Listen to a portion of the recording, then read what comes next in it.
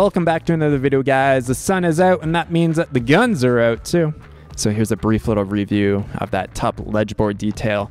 So I used some 5/8 by 10-inch anchor bolts, and we recessed those bolts into those 2x12s to make this much easier for the framers to set their trusses exactly where they want.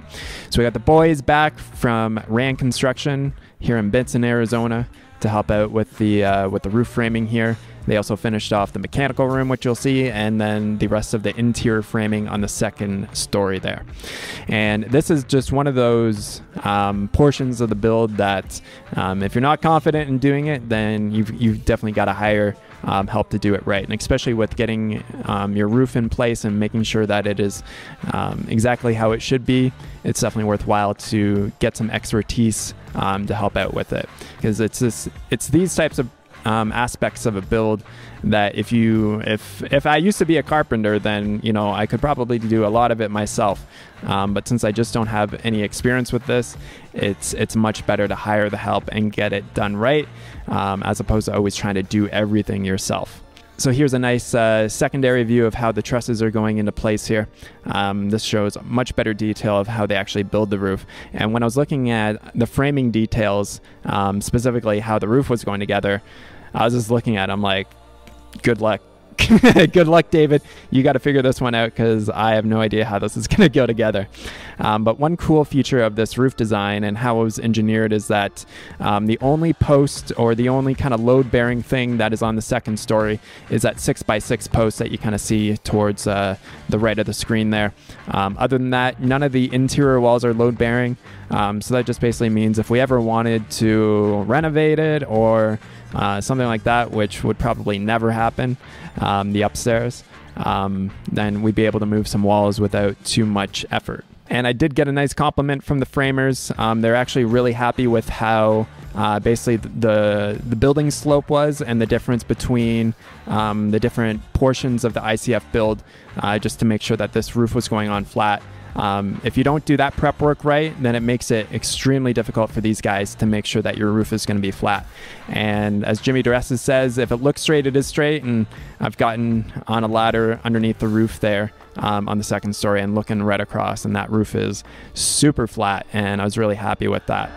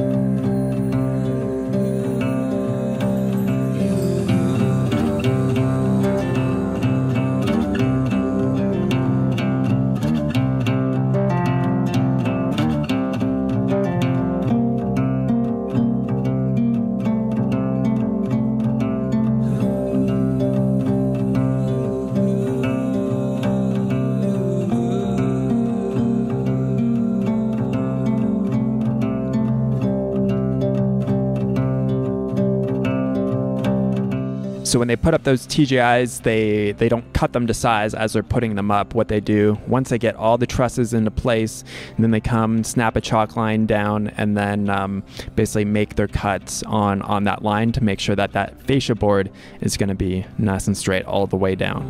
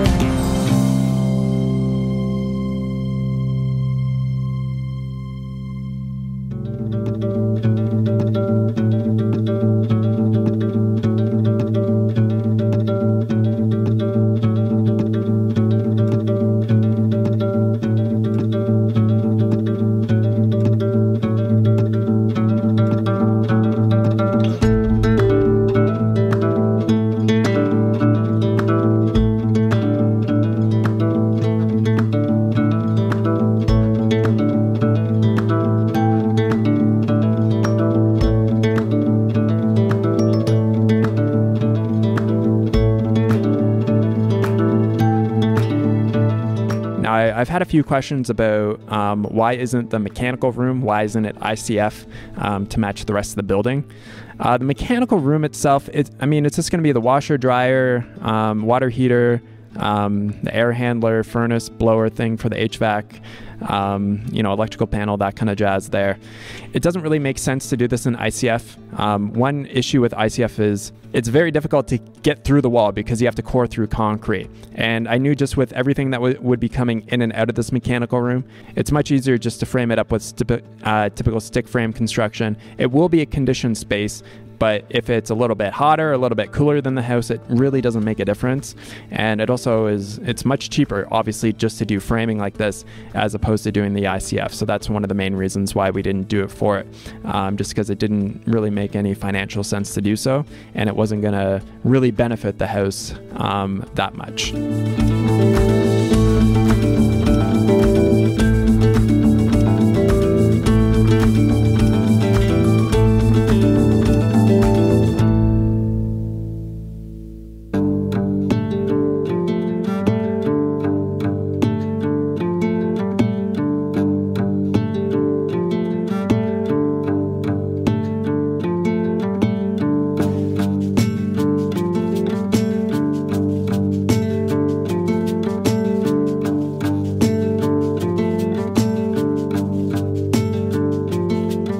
And what was really nice about working with the guys from Moran Construction is that Stan the man, who's the older gentleman that you see in there, 62 years old, and he's out there getting her done. What I was getting at there is that, they asked me a lot of questions about how they wanted, about how I wanted things finished, which was really nice. One issue with certain contractors and with certain tradespeople is that they will just do it however they think that it should be done.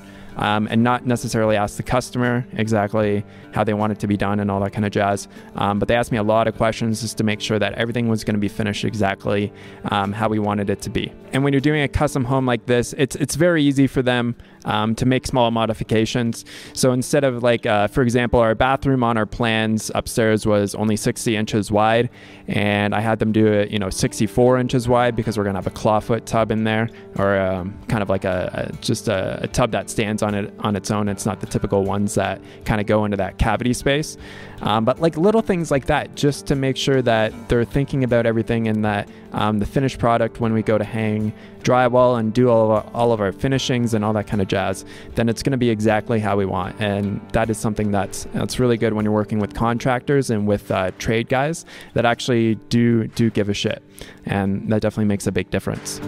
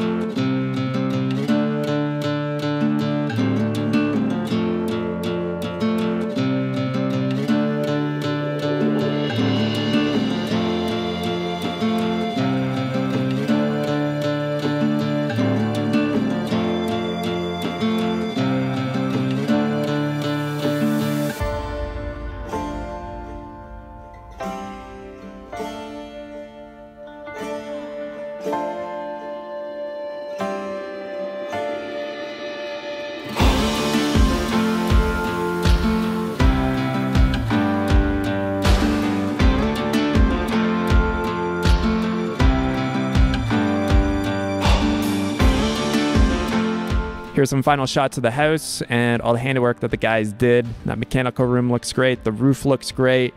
And all the interior walls are looking mighty fine. And I will be doing a video next talking about the next steps with how we are going to progress with the rough-in stage. Go from there. Awesome. Thanks so much for watching, guys. We'll catch you in the next video. Talk to you soon. Peace.